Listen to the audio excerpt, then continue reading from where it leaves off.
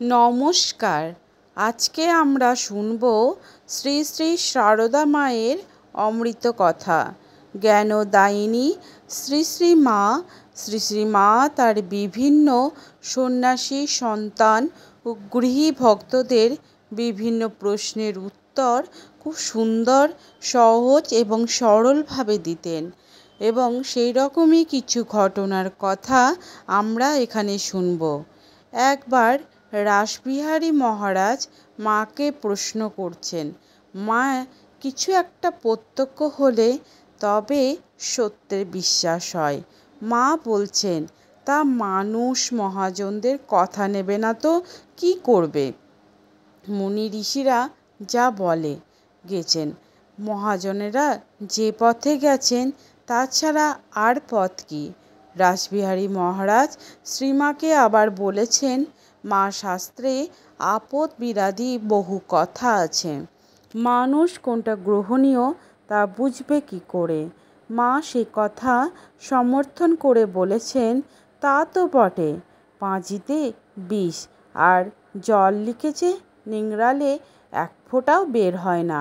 আর শাস্ত্রে অনেক বাজে কথাও পড়েছে, শাস্ত্রবিধি অত আর পারা যায় না। তিনি বলতেন যে মানে ঠাকুর বলতেন, বৈদিক ভক্তি ভক্তি নয়। বিশ্বজননী প্রসঙ্গে শ্রীমা বলছেন, জগদ্দম্বা কালী তিনি সকলেরই মা, তা থেকেই ভালো মন্দ সব হয়েছে, তিনি সব প্রসব করছেন। শতসিদ্ধ, সাধন সিদ্ধ, কৃপা সিদ্ধ, হঠাৎ সিদ্ধ, এই রকম সব আছে না? এই প্রসঙ্গে রাসবিহারী মহারাজ মায়ের কাছে হঠাৎ সিদ্ধ মানে কি জানতে চাওয়ায় মা বোঝাচ্ছেন, যেমন পরের ধন পেয়ে হঠাৎ বড় মানুষ হয়ে গেল।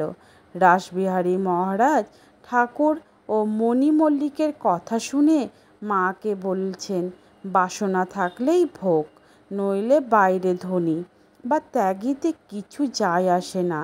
মা সমর্থন করে বলেছেন, তাই তো, বাসনা থেকে সব, বাসনা না থাকলেও কিসের কি? এই যে আমি এইসব নিয়ে আছি, কই আমার তো কোনো বাসনা হয় না, কিছুই না। মুসলমান রাজত্বে ভারতের হিন্দু মন্দিরের উপরে যে আক্রমণ হচ্ছে তার উল্লেখ করে রাসবিহারী মহারাজ মাকে জিজ্ঞাসা করেন যে কাশীর বিশ্বনাথ এই অত্যাচারের কি বিহিত করলেন? মা উত্তরে বললেন, তার অনন্ত ধৈর্য, যে তার মাথায় ঘটি ঘটি জল ঢালছে দিনরাত, তাতেই বা তার কি? আর শুকনো কাপড় দিয়ে ঢেকে পুজো করা, তাতেই বা তার কি? তার অসীম ধৈর্য। কাশীতে কিরণ দত্তদের নতুন বাড়ি লক্ষ্মী নিবাস দেখে সন্তুষ্ট মায়ের প্রশংসা ভাগ্যবান না হলে এমন হয় না। ক্ষুদ্র জায়গায় থাকলেও মনও ক্ষুদ্র হয়, খোলা জায়গায় দিলও খোলা হয়। বেলুড় মাঠে দুর্গাপুজোয় দশমীর দিন দেবীকে বিসর্জন দেওয়ার আগে ডাক্তার কাঞ্জিলাল দেবীর সামনে নানা অঙ্গভঙ্গি করে রঙ্গ তামাশা করাতে জনৈক ব্রহ্মচারী অসন্তুষ্ট হন। রাসবিহারী মহারাজ এই ব্যাপারে মায়ের দৃষ্টি আকর্ষণ করলেন। শ্রীমা বললেন, না না, এইসব ঠিক, গান বাজনা রঙ্গব্যঙ্গ এইসব দিয়ে সকল রকমের দেবীকে আনন্দ দিতে হয়। গোলমার শুদ্ধ মনের প্রসঙ্গে মা বলেছেন, অনেক সাধনা তপস্যা করলে, পূর্বজন্মের অনেক তপস্যা থাকলে তবে এ জন্মে মনটি শুদ্ধ হয়। ঠাকুর জগন্নাথ দর্শনে যাননি বলে মা পুরীতে একদিন ঠাকুরের ছবি বস্ত্রাঞ্চলে লুকিয়ে নিয়ে গিয়ে তাকে জগন্নাথ দর্শন করান। পাণ্ডা গোবিন্দ সিংহারি মাকে সেবিকা করে নিয়ে যেতে চাইলে মা বলেছিলেন না, গোবিন্দ তুমি আগে আগে পথ দেখিয়ে চলবে, আমি তোমার পিছনে দীনহীন কাঙালিনীর মতন যাব। জগন্নাথকে দর্শন করে এসে মা বলেছিলেন, জগন্নাথকে দেখলুম, যেন পুরুষ সিংহ রত্নবেদিতে বসে আছেন, আর আমি তার দাস হয়ে তার সেবা করছি। বেলুড়ে নীলাম্বর বাবুর বাড়ির প্রসঙ্গে মা বলেছেন, ঠাকুরের দেহরক্ষার পর পাগলের মতন হয়ে এদিক ওদিক ঘুরে বেড়াতে লাগলুম, কিন্তু মনের শান্তি কোথাও পেলুম না। আমার এই অবস্থা দেখে যোগিনমা বললে, মা চলো আমরা পঞ্চতপা করি। তবেই মনের আগুন নিভে পঞ্চতপার জোগাড় করা হলো। চারিদিকে 5 হাত অন্তর 4টি অগ্নিকুণ্ড, তাতে ঘুঁটের আগুন, আর ওপরে সূর্য তাপ। বুঝতেই তো পারো ব্যাপার কি। সকালে স্নান করে এসে দেখি আগুন খুব জ্বলছে। প্রাণে বা কি ভয়, কি করে এর ভিতরে যাব আর সূর্যাস্ত পর্যন্ত বসে থাকবো। যোগেন বললে, কোনো ভয় নাই, এসো। তখন মনে মনে ঠাকুরের নাম নিয়ে ঢুকে দেখি আগুনের কোনো তাপ নাই, কিন্তু 5 দিন এই রকমের কাজ করায় শরীরে যেন পোড়া হয়ে গিয়েছিল। এই প্রসঙ্গে শ্রীমা বিশ্বেশ্বরানন্দকে বলেছিলেন, আমি দেখতুম 10 থেকে 12 বছরের একটি মেয়ে গেরুয়া পরা এবং সঙ্গে সঙ্গে ফিরছে, আর আমাকে যেন কিছু করতে বলছে। তখন আমার ভিতর থেকে উঠল পঞ্চতপা। পঞ্চতপা কি জানতুম না। যোগেনকে বললুম, পঞ্চতপা কি? একবার স্বামী অরূপানন্দকে মাকে প্রশ্ন করেছিলেন, মা এসব পঞ্চপাটপা করে শরীরকে যেন কষ্ট দেওয়া। উত্তরে শ্রীমা বলেছিলেন, পার্বতীও শিবের জন্য করেছিল, কিন্তু এইসব করা লোকের জন্য না হলে লোকে বল কই, এবং সাধারণের মতন খায় দায় আছে। আর পঞ্চতপাটপা মেয়েলি যেমন ব্রত সব করে না, নিঃস্বার্থ প্রেমাস্পদকে জন্ম জন্ম আপনার করে রাখে। এই কথা প্রসঙ্গে শ্রীমা বলেছেন, যে যার সে তার যুগে যুগে অবতার। এই কথা মা প্রায় বলতেন। ভক্ত ভগবান রাজ্যে এইসব উদ্বোধনে স্বামী বিশ্বেশ্বরানন্দকে সাধন প্রসঙ্গ করতে গিয়ে মা বলেছিলেন, তত্ত্বজ্ঞানের আলোচনা না করলে তত্ত্বজ্ঞান হয় না, সাধন করতে হয়। চন্দনের কাঠটি ঘষলে যেমন গন্ধ বের হয় না, ঘষলে বের হয় না, মায়ের সন্তান স্বামী মুক্তেশ্বরানন্দ একবার মনোবেদনায় কাতর হয়ে পত্র মারফত মাকে জানান, যেহেতু মন্ত্র নিয়ে তার কোনো মানসিক উন্নতি হচ্ছে না, তখন মা যেন মন্ত্রটি ফিরিয়ে নেন। মা সেই চিঠি পেয়ে তাকে ডেকে এনে বলেন, দেখো বাবা, সূর্য থাকে আকাশে আর জল থাকে নিচেতে। জলকে নিয়ে ডেকে বলতে হয়, ও গো সূর্য, তুমি আমাকে ওপরে তুলে নাও। সূর্য আপনার স্বভাব থেকে জলকে বাষ্প করে ওপরে তুলে নেয়। তোমাকেও কিছু করতে হবে তখন মায়ের দিকে শ্যামাচরণ চক্রবর্তী দীক্ষা নেওয়ার পরে উপকরণ রেখে প্রণাম হবে, তাতেই পূজ্য সিদ্ধ হবে। ভগবানের কাছে সকল প্রার্থনা করা উচিত।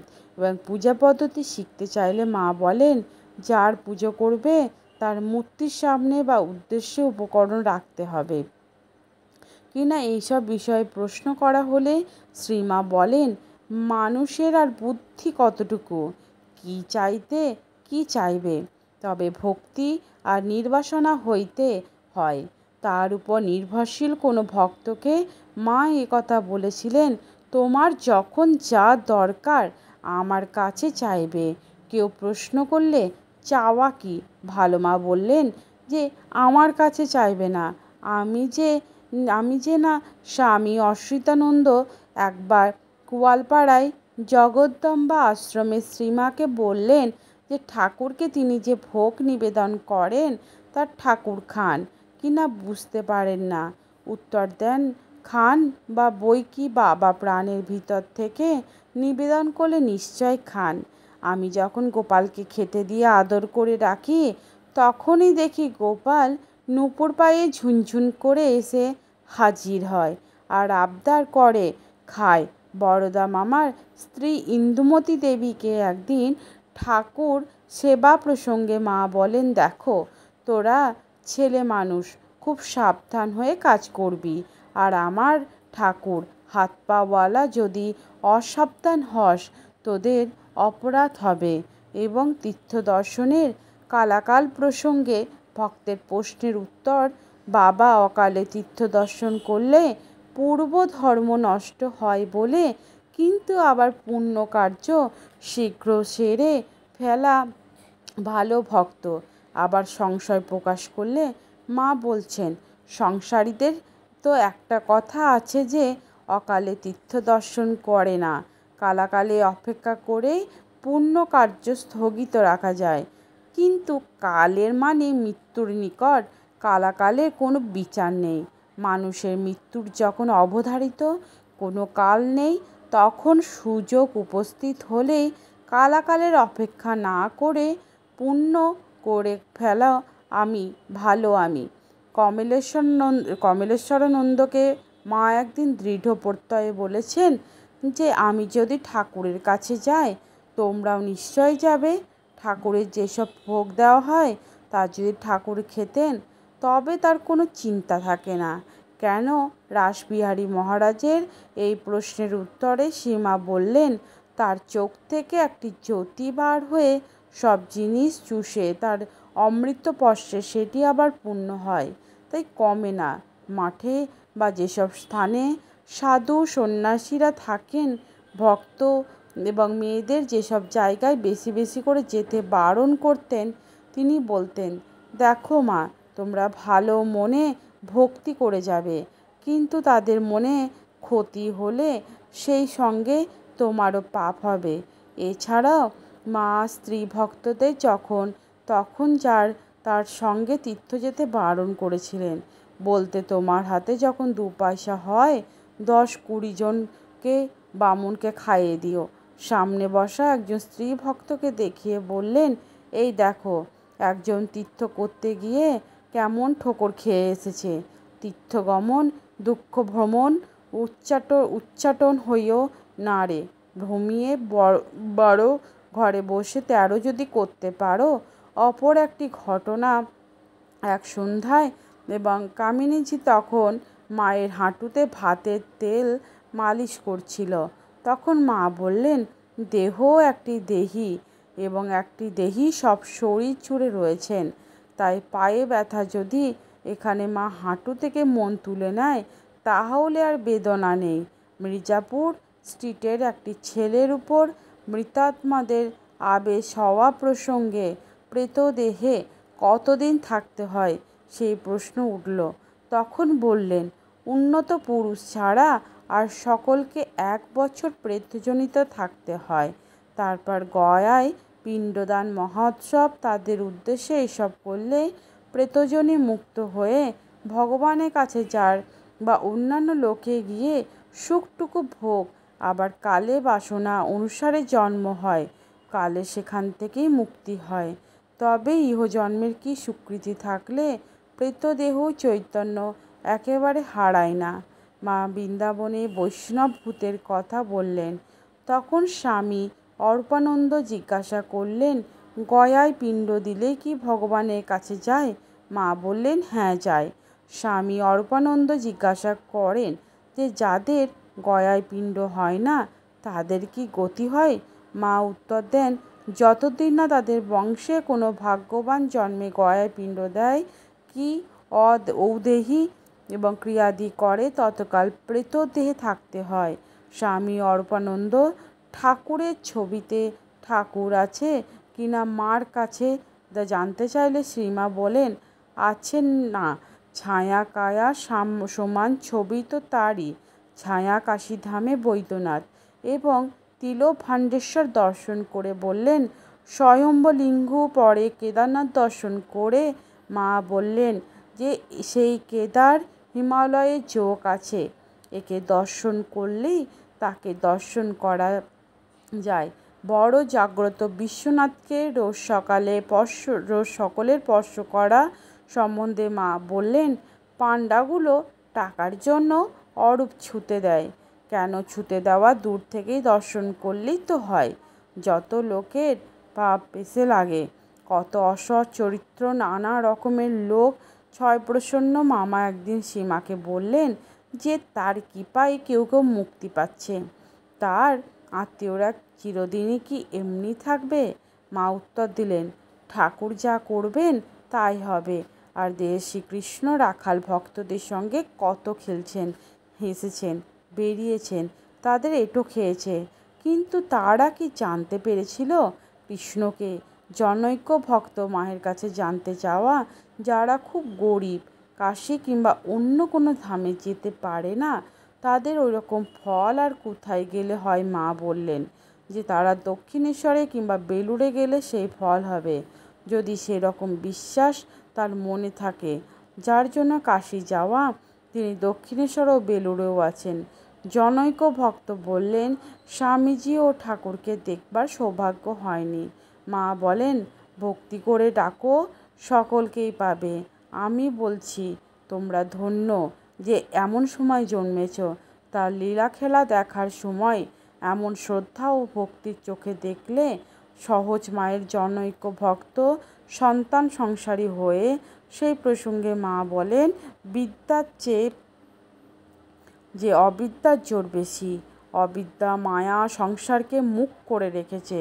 কাশীতে জনৈক হতদরিদ্র স্ত্রী লোক তার 10-11 বছরের মেয়েকে নিয়ে আসে। যদি তার মা ছেলেদের বলে কিছু সাহায্য পাইয়ে দেন, সে আশায় তাদের দরিদ্রজনিত লোভাতুর স্বভাব দেখে মা বিরক্ত হয়ে বলেছেন, কি দারিদ্র্যের দশা! এত লোভ! এসে পর্যন্ত মেয়েটা খাই খাই করছে। বড় মেয়ের কিছু বুদ্ধি নেই, এসব লোভ কিছু হয় না। লক্ষ্মী ছাড়ার দশা। স্ত্রী লোকটি শ্রী মায়ের কাছে তার আশ্রমে ছেলেদের এবং কিছু সাহায্যের ব্যবস্থা করে, যাতে করে দেন। যেই কথা বলো তো মা তাকে বললেন, তার সন্ন্যাসী ছেলেরা যাদের প্রয়োজন বুঝবে তাদেরই দেখবে। তিনি একটি টাকাও কাপড় দিয়ে সেদিন সেখান এবং খেয়ে খেয়ে যেতে বললেন। স্ত্রীলোকটি যে তার মেয়ে বলেছেন কি সুন্দর রান্নার গন্ধ শুনে বললেন, কি গো, ওইসব কথা বলতে কি আছে? ঠাকুরের ভোগ হবে। মায়ের বাড়ির উদ্বোধনের সামনে জনৈক ব্যক্তির আচরণ প্রসঙ্গে শ্রীমা বললেন, মেয়ে, ও মেয়ে, একবার এইদিকে এসো, শিগগির এসে দেখো।